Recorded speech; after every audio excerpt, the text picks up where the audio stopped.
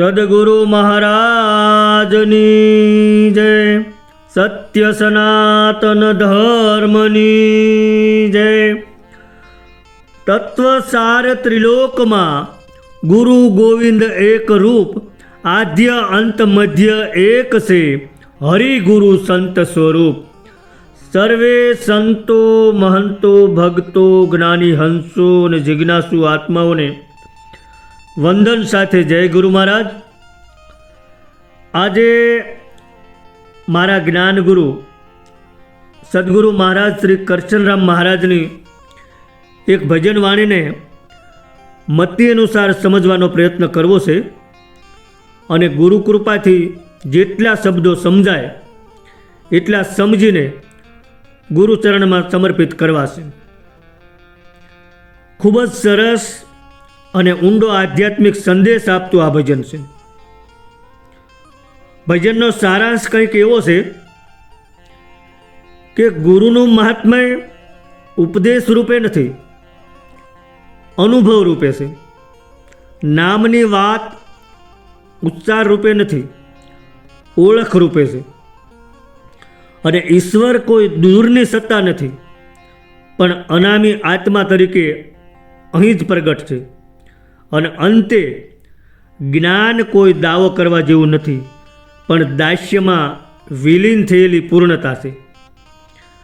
અહીં શબ્દો કરતાં દ્રષ્ટિ મહત્વની છે, વાણી કરતાં અનુભવ મહત્વનો છે, અને જ્ઞાન કરતાં ગુરુચરણોમાંનું દાસ્ય એટલે કે દાસ ભાવ સર્વોપરી છે.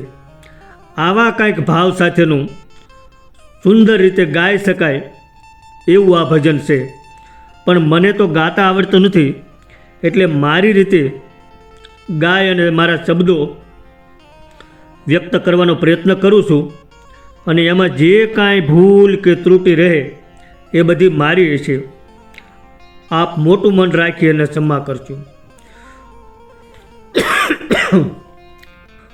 તો જોઈએ ભજનના શબ્દો. સદગુરુ મહારાજે મુખડામાં શું કીધું છે? એ ગુરુ વિના ગમ નહીં પડે સંતો, સતનામ જાણવું પડે સંતો, સતનામ જાણવું પડે. અહીં નિરાત જ્ઞાનધારાના આચાર્ય શ્રી કરશનરામ મહારાજે ભજનના મુખડામાં જ ગુરુ તત્વની મહત્તા સમજાવતા એવું કીધું છે કે ગુરુ વિના ગમ નહીં પડે, એટલે કે સદગુરુ વિના આત્મમાર્ગનો રસ જાગતો નથી. તમે શાસ્ત્ર વાંચો, ભજન કરો, મંત્ર જાપ કરો, ધ્યાનમાં બેસો, પણ સદગુરુની દ્રષ્ટિ ન મળે તો એ બધું મનને સ્પર્શતું નથી. સદગુરુની કૃપા અને માર્ગદર્શન મળે તો આધ્યાત્મિક પ્રગતિ થઈ શકે છે. ગુરુ વિના ગમ નહીં પડે, સતનામ જાણવું પડે. ગુરુ વિના ગમ નહીં પડે એટલે કે ગુરુ વિના સમજણ નહીં પડે. તો પ્રથમ તો ગુરુ શબ્દને સમજી લઈએ. ગુરુ કોણ? તો ગુ નામ અંધકાર ને રૂ નામ પ્રકાશ.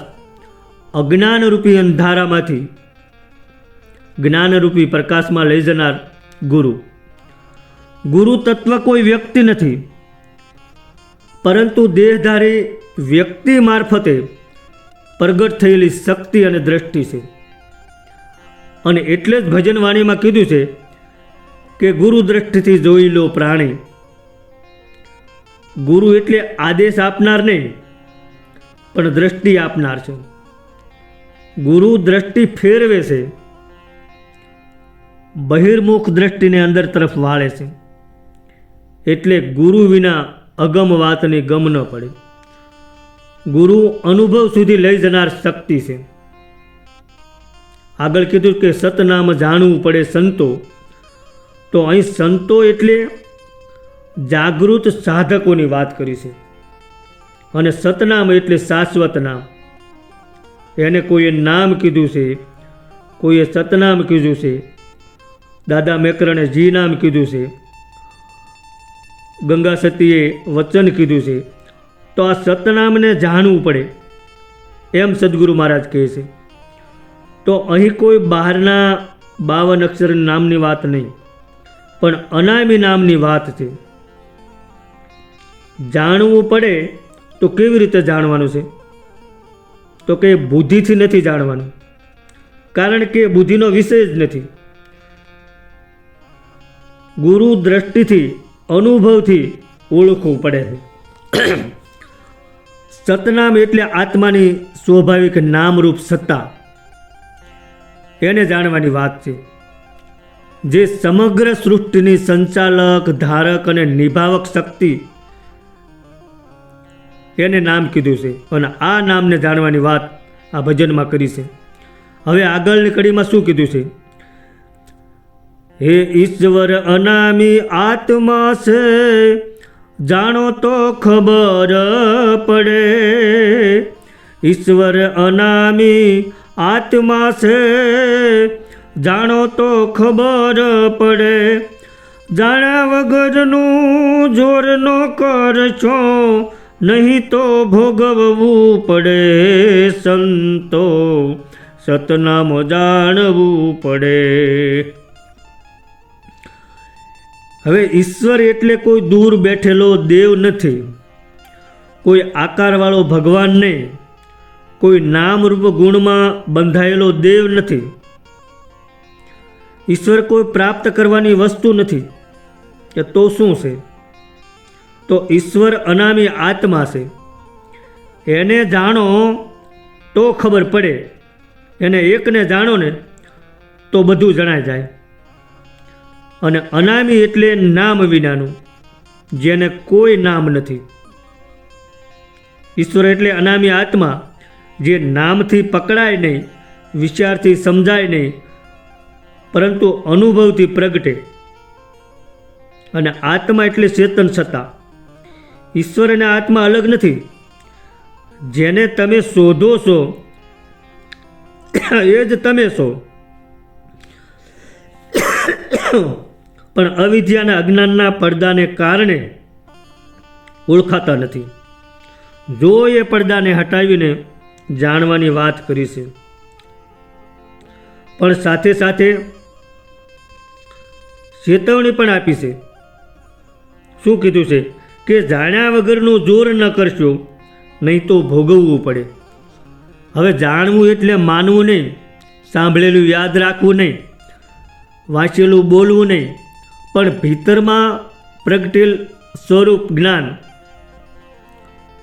જાણ્યા વગરનું જોર ન કરશો. હવે જાણ્યા વગર એટલે સ્વરૂપ જ્ઞાન જાણ્યા વગર. અને જોર એટલે બળ નહીં, પણ ખોટું દેહ દમન, હઠયોગ, અહંકારપૂર્ણ સાધના, શરીરને કષ્ટ આપીને તપ કરવું વગેરેની વાત કરી છે. તો આ બધું જો કરશો તો મુક્તિ તો નહીં મળે, પણ ભોગવટો લાવશે. ભોગવવું પડે એવું એટલા માટે કીધું છે કે જો સ્વરૂપ જ્ઞાન વિના ઉપર કીધું એ બધું કરશો તો એનું પરિણામ શું આવશે? એનાથી આત્મા પરમાત્માની ઓળખ કદી નહીં થાય. અને ઉલટાનું દેહ ઉપર દમન થવાથી મન વધુ ઉગ્ર બનશે, શરીરમાં વિકૃતિ આવશે, કર્મબંધન વધશે. એટલે અહીં ચેતવણી આપી છે કે નહીં તો ભોગવવું પડે. કારણ કે આત્મા કોઈ સાધ્ય વસ્તુ નથી કે બીજા પ્રયત્નથી જાણી શકાય. માત્ર ગુરુ દ્રષ્ટિથી જાણી શકાય છે. ગુરુ દ્રષ્ટિ મળે તો સ્વરૂપને જાણી શકાય છે. અને સ્વરૂપ જાણ્યા વગરની બધી સાધના બંધનમાં નાખે છે. સ્વરૂપને જાણીને જે સાધના થાય એ જ મુક્તિ અપાવે છે. હવે આગળની કડીમાં શું કીધું છે?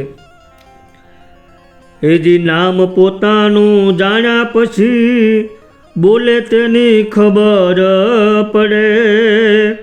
એ જી નામ પોતાનું જાણ્યા પછી બોલે તેની ખબર પડે. સુરતા શબ્દ ગુરુ ઘરે રહે તો અનુભવ પુત્ર મળે. સંતો સતનામ જાણવું પડે. હવે ભજનની આ ત્રીજી કડીમાં ખૂબ જ ઊંડી આધ્યાત્મિક વાત કરી છે કે સાધક જ્યાં સુધી નિજ નામને જાણતો નથી અને બહારના નામ બોલે છે, દેવને અલગ માને છે, ઘણા ભગવાન માને છે, પોતાને સાધક માને છે, ત્યાં સુધી બોલનાર કોણ છે ને એની ખબર પડતી નથી. નિજ કહેતા પોતે પોતાને જાણી લેશે, એટલે કે આત્મનામ જાણી લેશે, પછી બોલનાર કોણ છે એની ખબર પડે છે કે બોલે એ બીજો નહીં છે પરમેશ્વર પોતે, અજ્ઞાની નર આંધળા છેટે રહીને ગોતે, બોલે બોલાવે સબ ઘટ બોલે, સબ ઘટમાં તો રહ્યો રે સમાય. આમ જ્યારે આ બોલનારની ઓળખ થઈ જાય ને પછી અહંકાર ઓગળી જાય, પછી કરતાપણું ન રહે, ભોગતાપણું ન રહે, ભોગતાપણું મટી જાય ને કરતાપણું મટી જાય ને પછી કેવળ સાક્ષી ભાવ રહે. પછી કીધું કે સુરતા શબ્દ ગુરુ ઘરે રહે તો અનુભવ પુત્ર મળે. તો પહેલાં તો આ કડીમાં આવતા બે ચાર શબ્દો, એ શબ્દોને સમજી લઈએ. કયા શબ્દો છે કે સુરતા, શબ્દ, ગુરુ ઘર અને અનુભવ પુત્ર. તો સુરતા કોને કહેશું? તો સુરતા એટલે ટૂંકમાં કહેવું હોય તો સુરતા એટલે ચેતનાની જાગૃત દિશા. મનની ભટકતી વૃત્તિઓ નામમાં લાગે ત્યારે એને સુરતા કહે છે. જે દિશામાં આપણું ધ્યાન વહે તે સુરતા કહેવાય. અર્થાત સુરતા એ ધ્યાન અને ચેતનાનું સંયોજન છે. સુરતા એટલે ધ્યાનની ધારા. હવે બીજો શબ્દ છે શબ્દ. તો શબ્દ એટલે અંતરનાદ, આત્મનાદ, આત્માનો સ્વાભાવિક નાદ. હવે શબ્દ છે ગુરુ ઘર. તો ગુરુ ઘર એટલે સ્વરૂપ સ્થિતિ, સહજ અવસ્થા, ત્યાં પછી કોઈ ક્રિયા કે પ્રયત્ન નથી રહેતો. અને અનુભવ પુત્ર તો અનુભવથી જન્મેલું જ્ઞાન. જે શાસ્ત્રોનું જ્ઞાન છે ને, આપણે વાંચીને યાદ રાખી, એને પરાયો પુત્ર કીધો છે. વાંચેલું ભૂલાઈ જાય. બીજું સાંભળેલું જ્ઞાન છે એને દત્તક પુત્ર સમાન છે, સાંભળેલું પણ વિસરાઈ જાય. અને અનુભવ જ્ઞાન છે એ ક્યારેય ભૂલાય નહીં, એને પોતાના પુત્ર સમાન ગણ્યો છે. અને અનુભવ પુત્ર એટલે ક્યારેય છૂટે નહીં, ક્યારેય ખૂટે નહીં, કોઈ લૂંટે નહીં, કોઈ છીનવી ન લે અને સદાય સાથે રહે. તેથી સંતો કહે છે કે સુરતા શબ્દ ગુરુ ઘરે રહે તો અનુભવ પુત્ર મળે. હવે નામ જાણ્યા વગર બોલશો તો અહમ બોલે, નામ જાણ્યા પછી બોલશો તો સ્વરૂપ બોલે. સુરતાને શબ્દમાં જોડશો તો ગુરુ ઘર ખુલશે, અનુભવ જન્મશે તો પછી ભય મટી જશે, નિર્ભય બનશો. શોધનાર મટે, જાણનાર મટે, બોલનાર મટે અને માત્ર હોવું, સાક્ષી ભાવ રહે. એ તમારું નિજ સ્વરૂપ છે. આ સ્વરૂપને જાણવાની વાત ગુરુ મહારાજ આ ભજનમાં કરે છે. હવે ચોથી કડીમાં શું કહે છે? હેજી દર્શન કરો પરિભ્રમણ તો, હેજી દર્શન કરો પરિભ્રમનું તો પોતાની ખબર પડે. હેજી દર્શન કરો પરિભ્રમનું તો પોતાની ખબર પડે. પ્રગટ છે પરમાત્મા જુઓ તમે, ગુરુ વિના સમજ નહીં રે પડે. સંતો સતનામ જાણવું પડે. હવે ભજનની આ ચોથી કડી પૂર્ણતા તરફ લઈ જાય છે. અહીં ગુરુ મહારાજ એમ કહે છે કે જો તારે હાચું જાણવું હોય કે હું કોણ છું તો પહેલાં પરિભ્રમનું દર્શન કર. પણ આ દર્શન મંદિરમાં નથી, મૂર્તિમાં નથી, કલ્પનામાં નથી, પરંતુ ભીતરની જાગૃતિમાં છે. જ્યારે એ દર્શન થાય છે ત્યારે પોતાની ઓળખ ખુલે છે. પછી બધી શોધ બંધ થાય છે, બધી મથામણ મટી જાય છે, બહારનો રજળપાટ મટી જાય છે, ભાવટ બધી ભાંગી જાય છે. પછી સ્વરૂપ સ્થિતિમાં સ્થિરતા આવી જાય છે. દર્શન કરો પરિબ્રહ્મનું. તો દર્શન કરવા એટલે આંખથી જોવું એવો અર્થ નહીં, પણ હૃદયથી અનુભવવાની વાત છે. અને પરિબ્રહ્મ એટલે બ્રહ્મથી પણ પર અખંડ ચેતના છે, એને પરિબ્રહ્મ કહે છે. સાક્ષીનો પણ સાક્ષી. આગળ કીધું કે તો પોતાની ખબર પડે. હવે ખબર પડી એટલે સ્વરૂપની ઓળખ થવી. પ્રગટ છે પરમાત્મા જુઓ, ગુરુ વિના સમજ નહીં પડે. તો પરમાત્મા એટલે પરમ સત્તા, અને પ્રગટ છે એટલે નિત્ય પહેલેથી હાજર જ છે. જુઓ શબ્દ બહુ સંકેત કરે છે. જુઓ એટલે દ્રષ્ટિ ફેરવો, બાહ્ય દ્રષ્ટિને બદલે આંતરદ્રષ્ટિ કરો. જ્યારે દ્રષ્ટિ વિષયોમાંથી પાછી ખેંચાય ત્યારે પરિબ્રહ્મ દર્શન થાય છે. અને એ દર્શનમાં પોતાની ખબર પડે, કારણ કે પોતે અને પરિબ્રહ્મ અલગ નથી. પ્રગટ છે પરમાત્મા જુઓ, આ વાક્ય આખી સાધનાનો સાર છે. પરમાત્મા આવવાનો નથી, પ્રાપ્ત થવાનો નથી કે સર્જવાનો નથી. એ તો હંમેશા પ્રગટ જ છે. પણ આપણે ક્યાં જોઈએ છીએ? વિચારમાં, માન્યતાઓમાં, કલ્પનાઓમાં. એટલે ગુરુ મહારાજ કહે છે કે દ્રષ્ટિ ફેરવીને જોઈ લો. આગળ કીધું કે ગુરુ વિના સમજ નહીં પડે. તો સદગુરુ મહારાજ યુક્તિ કરીને અનુભવની આંખ આપે છે, ગુરુ દ્રષ્ટિ આપે છે. પછી જ પોતે કોણ છે અને પરમાત્મા કોણ છે એની ખબર પડે છે. પછી જ હાચી દિશા મળે છે. પછી બધી શંકાઓ તૂટે છે અને પછી પ્રગટ પરમાત્માની અનુભૂતિ થાય છે કે પરમાત્મા ક્યાંય દૂર નથી. હવે છેલ્લી કડીમાં શું કહે છે કે ગુરુ દ્રષ્ટિથી જોઈ લો પ્રાણી, અનુભવ આંખ વડે. ગુરુ દ્રષ્ટિથી જોઈ લો પ્રાણી, અનુભવ આંખ વડે. તુલસી રામ નામનું નિશાન જડે. તુલસી રામ નામનું નિશાન જડે. દાસ કરશન નામે ઠરે સંતો, સતનામ જાણવું પડે. આ છેલ્લી કડી ભજનની પૂર્ણતા અને ગુરુ પરંપરાની મોહર છે. અહીં જ્ઞાન અનુભવ બને છે, અનુભવ દ્રષ્ટિ બને છે.